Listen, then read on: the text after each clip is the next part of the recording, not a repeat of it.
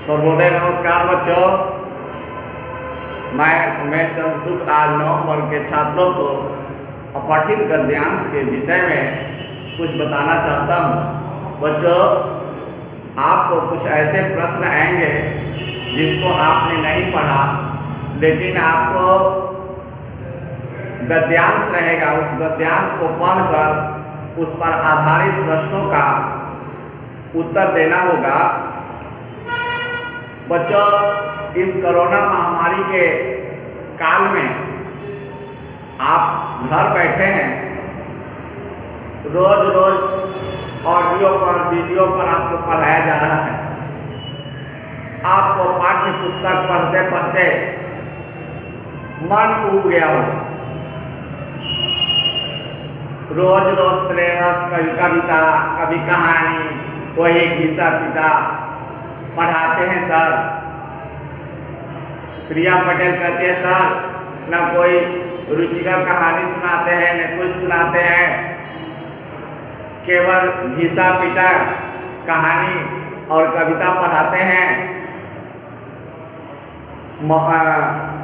मासूम बात करने लगती है, हेमंत छीटा कसी करता है, सब आपस में बात करते हैं, मन नहीं लगता है। बच्चों, आपने इस विषम परिस्थिति में दूरदर्शन पर 2 विशेष कार्यक्रम देखा होगा, रामायण और महाभारत।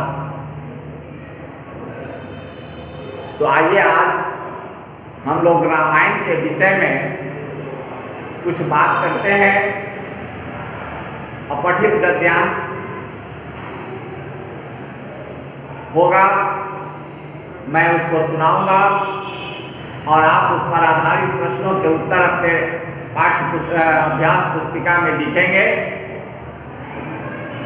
मैं क्वेश्चन भी करूंगा, ध्यान से सुनिए। एक समय की बात है कि अयोध्या में एक स्वामी रामदास जी थे। स्वामी रामदास जी अपने शिष्यों को रामायण की कथा सुना रहे थे। जैसा कि आपने रामायण सीरियल देखा था, तो उस रामायण की कथा में कहा जाता है कि जहां भी भगवान श्री राम की कथा होती है वहां हनुमान जी अवश्य पधारते हैं। तो रामायण की कथा श्री रामदास जी कह रहे थे, वहां हनुमान जी उनके शिष्य के रूप में आकर शिष्यों के बीच में बैठ जाया करते थे गुप्त रूप से, और कथा श्रवण करते थे। स्वामी रामदास ने अशोक वाटिका के प्रसंग में यह वाक्य कहा और लिखा था। रामदास जी रामायण की कथा लिखते थे और अपने शिष्यों को सुनाते भी जाते थे। तो जब रामदास जी ने यह वाक्य लिखा कि हनुमान अशोक वन में गए तो वहां उन्हें सफेद फूल दिखाई दिए, तब हनुमान जी को आश्चर्य हुआ, क्योंकि उन्हें तो हनुमान जी को लाल रंग के फूल दिखाई दिया था और आप स्वामी रामदास जी सफेद रंग के फूल की चर्चा कर रहे थे। आखिर बार बार इस वाक्य को रामदास जी दोहराते थे। हनुमान जी से रहा न गया, उनसे बर्दाश्त नहीं हुआ। उन्होंने कहा कि मैंने सफेद फूल नहीं लाल फूल देखे थे। हनुमान जी अपने रूप में आकर बोले कि मैंने सफेद फूल नहीं लाल फूल देखे थे, आप कृपया करके इस वाक्य को सुधार लें। किंतु रामदास न माने। वे बोले कि उन्होंने ठीक ही लिखा है। वे बोले कि सफेद रंग का ही फूल था, मैंने ठीक लिखा है।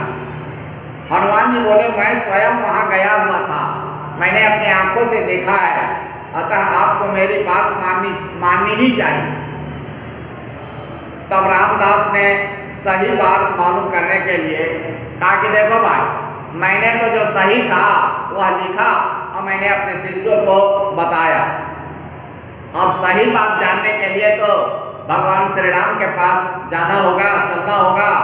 तो ऐसा करें कि चलो भगवान श्री रामचंद्र जी के पास चलते हैं। दोनों ने भगवान श्री रामचंद्र जी के पास जाकर अपना अपना पक्ष रखा। रामचंद्र जी ने बताया कि रामदास ने सही लिखा है, किंतु हनुमान जी को बात जची नहीं। हनुमान जी ने कहा कि यह कैसे हो सकता है प्रभु, मैंने अपने आंखों से लाल फूल देखा था और ये सफेद फूल कह रहे हैं और आप कह रहे हैं कि यह बात सच्ची है, रामदास जी ने सही लिखा है। तब भगवान श्री रामचंद्र ने कहा कि फूल वास्तव में सफेद था, फूल सफेद थे, किंतु हनुमान जी ने उस समय जगत जननी जगदम्बा मां सीता के कष्ट को देखकर हनुमान जी क्रोधित हो गए थे, क्रोध से लाल हो रहे थे, बबूले हो रहे थे, उनके आंखें लाल लाल थी, इसलिए उन्हें सफेद फूल लाल दिखने लगा था, लाल दिख रहा था। फलस्वरूप वे वास्तव में फूल सफेद ही थे, उन्हें रक्त वर्ण के दिखाई दिए क्योंकि वे क्रोध में थे और क्रोध से उनके आंख लाल बबूले हो रहे थे, इसलिए सफेद फूल उन्हें लाल दिखा। तब हनुमान जी को बात समझ में आई। बच्चों, इस कहानी से क्या शिक्षा मिलती है? आप लोग अपने अभ्यास पुस्तिका में लिखेंगे। जाकी रही, रामायण में गोस्वामी तुलसीदास ने लिखा है कि जाकी रही भावना जैसी, प्रभु मूरत देखी तिन तैसी। जिसकी जैसी भावना होती है भगवान के मूर्ति में, वो उसको उसी तरह दिखाई देती है।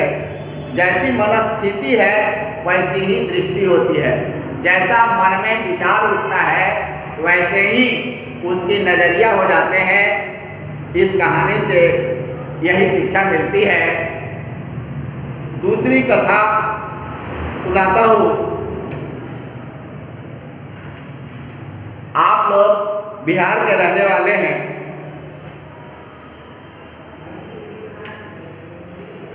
और बिहार में एक बोध गया नाम का स्थान है जहां पर मतंग मुनि का आश्रम था। मतंग मुनि का आश्रम धर्मारण्य में, बोध गया में धर्मारण्य है, धर्मारण्य में है। वहाँ प्रेत कूप है जहाँ लोग अपने पितरों की शांति के लिए, भूत प्रेत की बाधाओं से निवृत्ति के लिए उस प्रेत कूप पे जाया करते हैं, मतंग वापी में। तो मतंग मुनि का आश्रम है। भगवान श्री रामचंद्र वनवास के समय मतंग मुनि के आश्रम में पधारे थे। मतंग मुनि वहाँ उस समय उपस्थित नहीं थे, परंतु उनकी शिष्या सैवरी भगवान के बाट जो रही थी, उनका रास्ता देख रही थी। भगवान श्री राम जब सैवरी से मिलने के लिए गए तो उन्होंने देखा कि वहाँ सारे फूल खिले हुए हैं, उनमें से एक भी फूल मुरझाया हुआ, कुमलाया हुआ नहीं है, तथा प्रत्येक फूल से मधुर, भीनी भीनी, हल्की हल्की सुगंध निकल रही है। आप जानते हैं कि सैवरी भगवान श्री राम की अछूत भक्त थी, जिसको लोग हीन जाति में जन्म लेने के कारण अछूत मानते थे। और भगवान श्री राम को सैवरी ने मीठे मीठे बैर को चख चख करके खिलाया था। भगवान प्रेम के बस में होते हैं।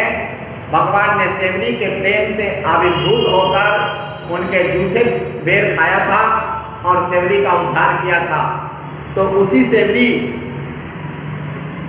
से जिज्ञासा बस भगवान श्री राम पूछते हैं कि क्या कारण है कि इस वन के पुष्प जो है सो सभी के सभी खिले हुए हैं और एक भी फूल मुरझाया हुआ नहीं है। सभी से भीनी भीनी सुगंध खुशबू आ रही है। इसके क्या कारण है? भगवान से पूछने पर, भगवान को पूछने पर सेवरी ने कहा, प्रभु इसके पीछे एक घटना है। यह बहुत समय पूर्व, बहुत पहले मातंग ऋषि का आश्रम था, जहां बहुत से ऋषि मुनि और विद्यार्थी रहा करते थे। एक बार चातुर्मास के समय में, चातुर्मास कहा जाता है आषाढ़, सावन, भाद्रपद, आश्विन 4 महीने में ऋषि मुनि एक विशेष प्रकार के नियम का पालन करते हैं। हरिशयनी एकादशी से लेकर देवोत्थानी एकादशी तक, कार्तिक महीने के एकादशी तक चतुर्मासा व्रत करते हैं। एक स्थान पर रहकर भगवान की आराधना करते हैं। उस समय को चतुर्मासा कहा जाता था। तो चतुर्मास में वर्षा अधिक होती है, जहां तहां बाढ़ आदि का प्रकोप होता है। इसके ऋषि मुनि लोग एक स्थान पर रहकर तपस्या किया करते थे। चतुर्मास के समय आश्रम में ईंधन समाप्त प्रायः था। मतंग मुनि के आश्रम में ईंधन समाप्त हो चुका था। भोजन बनाने के लिए, हवनादि नित्य क्रिया करने के लिए लकड़ियां नहीं थी। प्रमादवश, भूलवश, आलसवश विद्यार्थी लकड़ी लाने नहीं जा रहे थे। तब एक दिन स्वयं अति वयोवृद्ध मतंग ऋषि अपने कंधे पर कुल्हाड़ी रखकर लकड़ियां काटने चल दिए। गुरु को जाते देख विद्यार्थी भी उनके पीछे पीछे चले। सूखी सूखी लकड़ियां काटी गई और उन्हें बांध बांध कर वे लोग आश्रम की ओर लौटने लगे। हे श्री राम, वृद्ध आचार्य के शरीर से श्रम की बूंदू निकलने लगे थे। माने परिश्रम से उन्होंने जो लकड़ी काटी और लकड़ी के बोझे को अपने कंधे पर लेकर जब आ रहे थे, तब उनके शरीर से श्वेत कण निकलने लगे थे, अर्थात पसीने की बूंदे टपकने लगे थे। विद्यार्थी भी पसीने से तरबतर हो गए थे। तब जहां जहां वे श्रम की परिश्रम के बिंदु गिरे थे, बूंदे गिरी थी, वहां वहां सुंदर फूल खिल उठे, जो बढ़ते बढ़ते आज सारे मन में फैल गए हैं। यह उनका पुण्य प्रभाव ही है, यह तो उनकी पुण्य का प्रताप ही है कि वे ज्यों के त्यों बने हुए हैं, जैसे के तैसे बने हुए हैं, कुमला नहीं रहे हैं। अभिप्राय यह है बच्चों कि भली प्रकार से किए गए कार्य मधुर सुगंध देते हैं और मिट्टी पर ही खिलते हैं। श्रमजीवी के शरीर से निकलने वाला पसीना ही संसार का पोषण करता है और जीवन जीने की अनुकूल स्थिति पैदा करता है। बच्चों, श्वेत कणों का प्रभाव है, परिश्रम का फल मीठा होता है। कहा गया है कि उद्यमे न ही सिद्ध्यन्ति कार्यानीन मनोरथै नहीं सुप्तस्य सिंहस्य प्रविशन्ति मुखे मृगा। परिश्रम के बिना न ही तो कार्यों की सिद्धि होती है और न ही मनोरथों की सिद्धि होती है। परिश्रम ही सबसे सर्वोत्तम गुण है। कहा गया है कि न नैहरे सुख न ससुरे सुख, बढ़िया डोले सगरो सुख। ये लोकोक्ति है कि जो परिश्रमी होते हैं उनको कहीं भी किसी प्रकार का कष्ट दुख नहीं होता है। परिश्रम से सब कुछ प्राप्त किया जा सकता है और विद्या का फल मीठा होता है। जो परिश्रम से विद्या अध्ययन करते हैं, अपने समय का सदुपयोग करते हैं, उनका जीवन सुखमय हो जाता है। तो पसीना बहाना, श्वेत कण बहाने का अर्थ है परिश्रम करना। परिश्रम का फल अत्यंत ही मधुर होता है। जो व्यक्ति परिश्रमी होते हैं वह अपने जीवन में सभी लक्ष्य को प्राप्त करते हैं। धन्यवाद बच्चों, आप इस कहानी को समझें और अपने जीवन में उतारें, तभी आपकी जीवन की सार्थकता है। कहा गया है कि एका शब्द सुष्ठु ज्ञाता सुप्रयुक्ता स्वर्गे मर्ते काम दुख भवति। एक शब्द को अच्छी तरह से पढ़ा जाए, समझा जाए और अपने जीवन में उतार लिया जाए तो आज इस लोक में तो मनचाहा फल देने वाला होता ही है, पर लोक में भी मोक्ष दिला देता है। धन्यवाद, सर्वोदय, नमस्कार। इन्हीं शब्दों के साथ मैं अपनी वाणी को विराम देता हूँ।